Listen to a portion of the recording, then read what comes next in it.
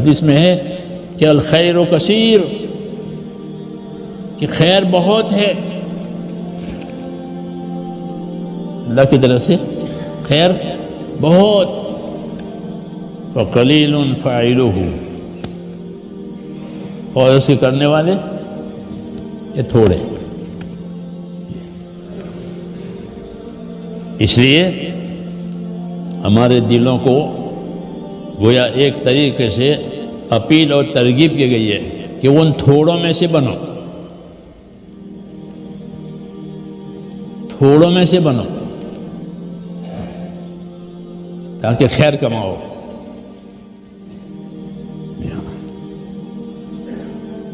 سمجھ میں آئی نہیں بات؟ اس لیے میرے دوستو ساری کی ساری خیر جنت میں ہے، حدیث میں ہے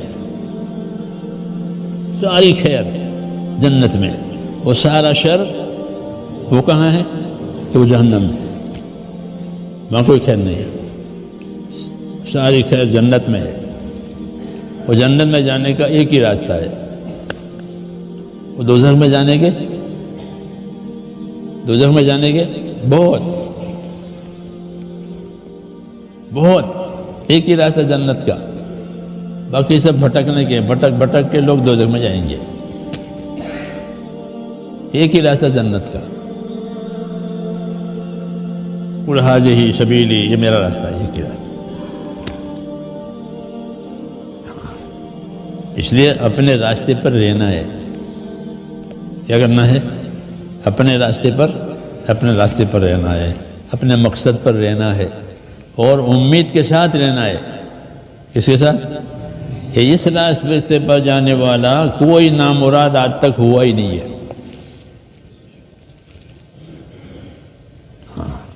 دنیا میں بہت طوفان آئے، بہت حالات آئے ہوں گے، لیکن اس راستے کا کوئی آدمی نامراد نہیں ہوا۔ یہ پکا راستہ ہے، یہ سچا راستہ ہے۔ اس لیے میرے بھائیوں اس کی دعوت ہے، اس کی اہمیت ہے کہ امیدوار رہو اللہ تعالیٰ سے، اور اللہ کی بشارتیں سنو۔ اللہ کی بشارتیں اطاعت کرنے والوں کے لیے ہوتی ہے، اللہ کی وعیدیں گنہگاروں کے لیے ہوتی ہے تاکہ وہ گناہ میں سے نکلے، اور اللہ کی بشارتیں اطاعت کرنے والوں کے لیے ہوتی ہے تاکہ وہ آگے بڑھے، آگے بڑھے۔ بشارتیں اس لیے آگے بڑھے، آگے بڑھو، آگے یہ ہے، آگے یہ ہے، آگے یہ ہے، ترقی کرے، اپنی ذمہ داریوں کے پورا کرنے میں ترقی کرے۔ جی ہاں، تو اس میں بشارت دیتے تھے کہ مجھے جنت میں ابو بکر کا گھر دکھایا گیا، مجھے جنت میں عمر کا گھر دکھایا گیا۔ پڑھا نا حدیثوں میں کہ میں نے جنت دیکھی، کہ اس کی کہ ابو بکر کی، کہ کس کے؟ عمر کی۔ یہ کہہ رہے ہیں کہ فلانے کی، یہ فلانے کی۔ یہ بشارتیں ہیں کہ بلال میں نے تمہیں آگے آگے دیکھا، آگے آگے جا رہے ہیں، جنت میں آگے آگے جا رہے ہیں۔ یہ بشارتیں ہیں، بلال کو نہیں معلوم، آپ کو معلوم ہے، تو آپ نے ان کے سامنے کھولا کہ میں نے دیکھا تم جنت میں آگے آگے جا رہے ہو، کیا عمل کرتے ہو؟ کہ جب بھی وضو کرتا ہوں نوافل ضرور پڑھتا ہوں، جب بھی وضو کرتا ہوں نوافل ضرور پڑھتا ہوں، کہ ہاں یہ بات ہے۔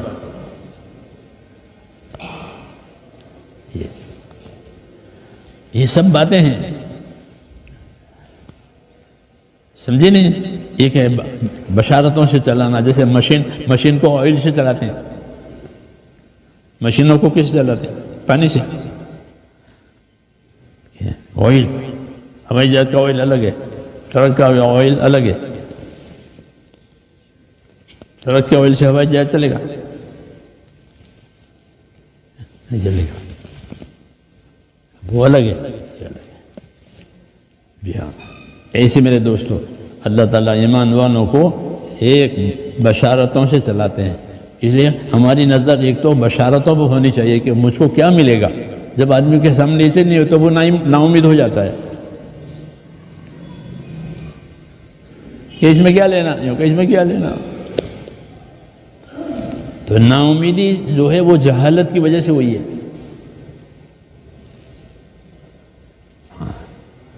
اس لیے کہتے ہیں کہ اللہ کی بشارتیں لو، فضائل کو یاد کرو. اس کو کہ عمل کے ساتھ جو عمل کی فضیلت ہے، عمل کے ساتھ جو عمل کی بشارت ہے، جب وہ ہوگی تو پھر ایسا مشین کو آئل ملی کہ مجھ کو اللہ یہ دینے والے ہیں، تو وہ کیوں پیچھے رہے گا؟ وہ کیوں پیچھے رہے گا کہ مجھ کو تو اللہ یہ دینے والے ہیں. زندگی بے بندگی شرمندگی، زندگی بابندگی خورشندگی. زندگی بے بندگی شرمندگی، یہ کچھ نہیں کیا، کھایا پیا اور مر گیا، تو اس کو ندامت بھی ہوگی، حسرت بھی ہوگی. کیا ہوگی؟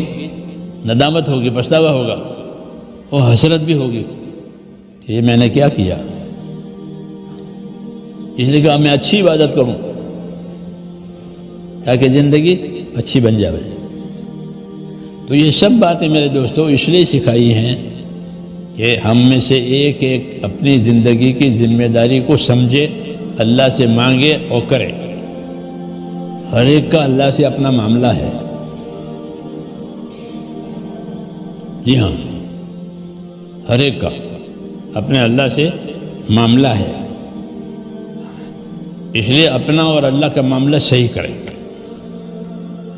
حدیث شریف میں ہے کہ من اصلح ما بینہ و بین اللہ اصلح اللہ ما بینہ و بین خلقہ، کہ جو اپنا اور خدا کا معاملہ ٹھیک کر لے گا تو اللہ اس کا اور مخلوق والا معاملہ خدا ٹھیک کر دے گا.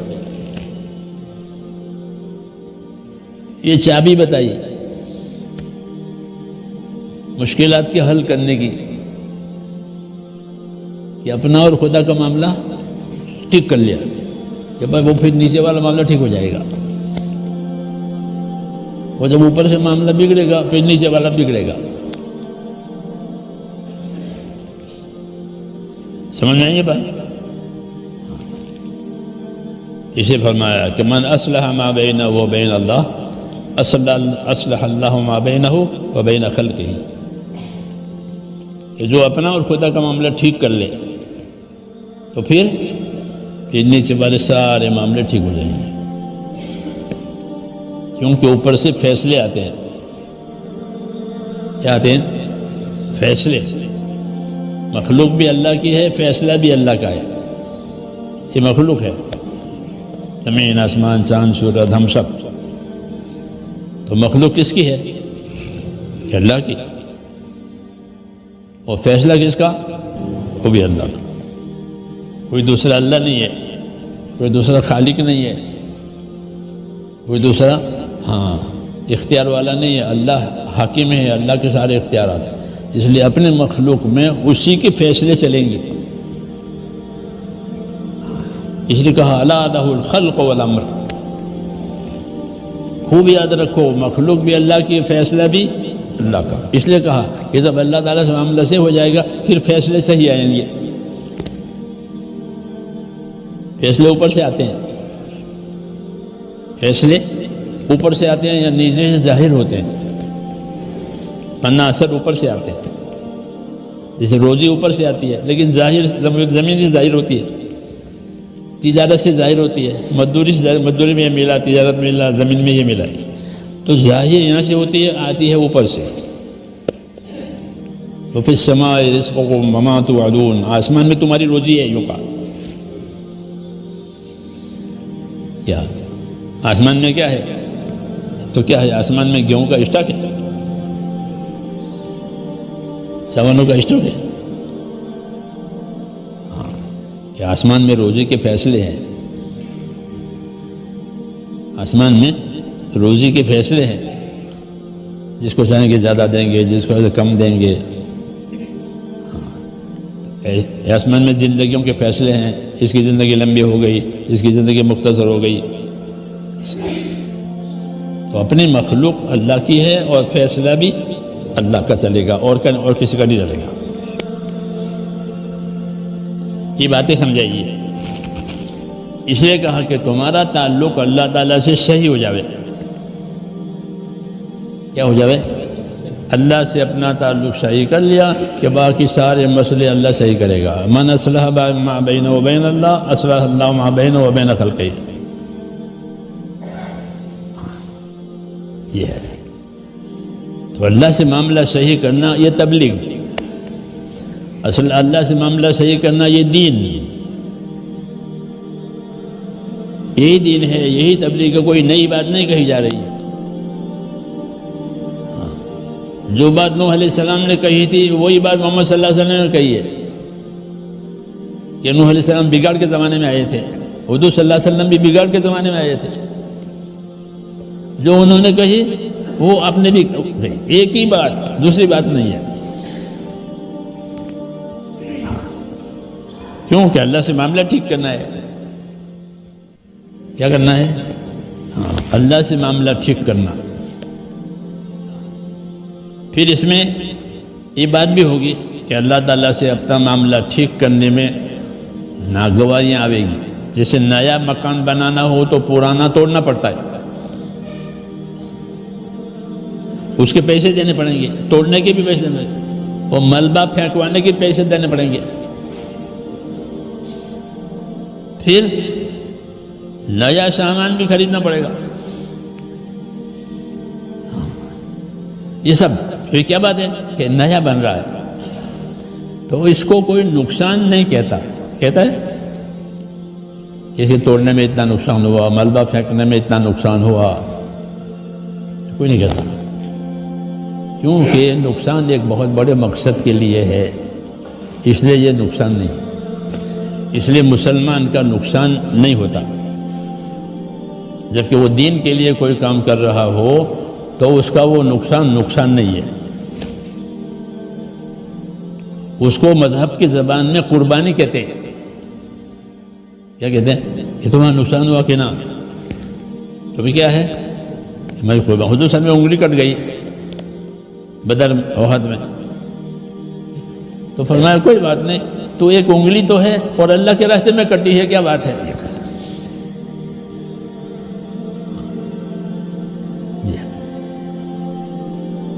یہ کہتے ہیں اللہ کے راستے میں کٹی ہے،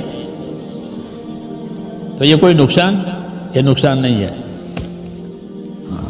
کیونکہ یہ نقصان ہے کسی بڑے کام کے لیے. تو جو نقصان کسی بڑے کام کی آمد کے لیے ہو رہا ہو وہ نقصان نہیں مانا جاتا، بلکہ وہ کیا کہا جاتا ہے؟ اس کا نام قربانی ہے. اس لیے اللہ سے جو امیدیں پیدا ہوگی اور یقین پیدا ہوگا وہ قربانیوں سے ہی پیدا ہوگا. کہ اللہ سے امید کہ وہ قربانیوں سے پیدا ہوگا. ان الذین آمنوا والذین هاجروا وجاهدوا فی سبیل اللہ اولئک یرجون رحمت اللہ واللہ غفور رحیم. کہ جو لوگ ایمان لائیں گے، ہجرت کریں گے، اللہ کے راستے میں جد و جہد کریں گے، یہ وہ لوگ جو اللہ کی رحمت کے اور مدد کے امیدوار ہیں. ان کا امید کرنا چاہیے.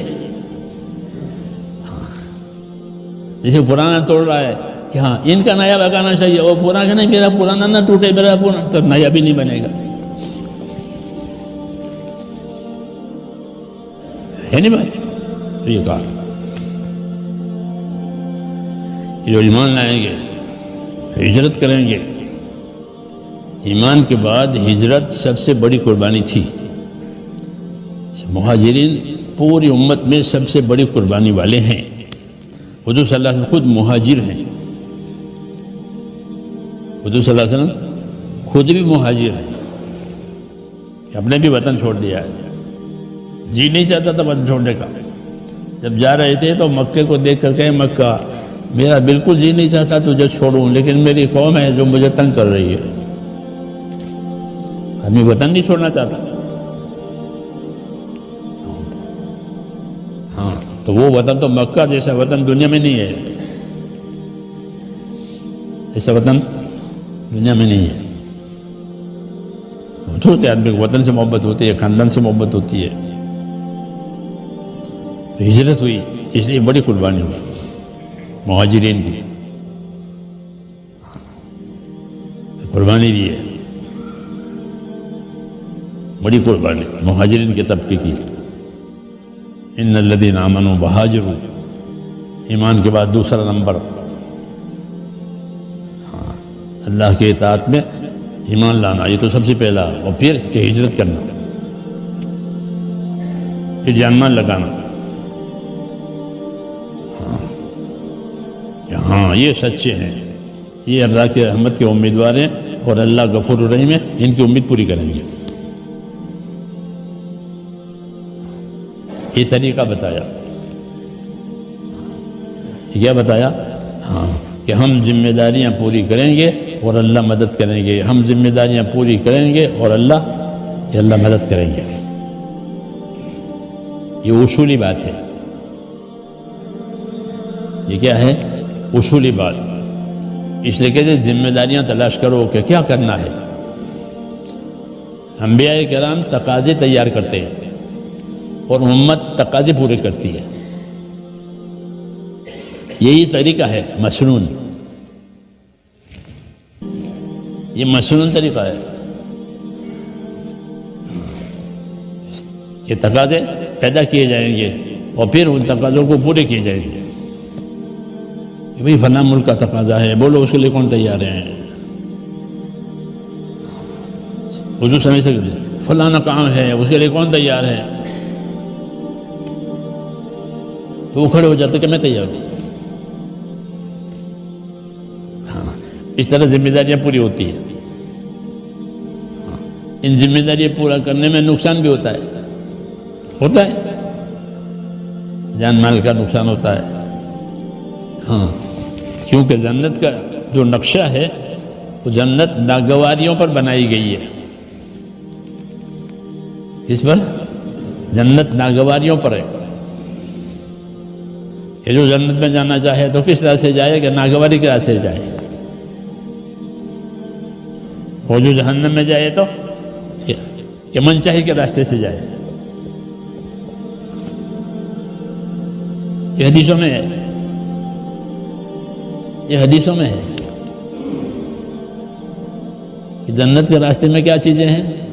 کہ ناگواریاں ہیں، نفس کے خلاف باتیں ہیں، اپنے نفس کے خلاف جنت کے راستے پر، اور دوزخ کے راستے پر سب من چاہیے، کسی کی مت سنو، اپنی کرو۔ سمجھ میں آئی بات؟ اس لیے اس راستے کے لوگ بہت ہیں، منچاہی والے، اس راستے کے تھوڑے، اس راستے کے تھوڑے۔ وَقَلِيلٌ مِّنْ عِبَادِيَ الشَّكُورُ، کہ میرے بندوں میں شکر کرنے والے، کام کی قدر کرنے والے یہ تھوڑے۔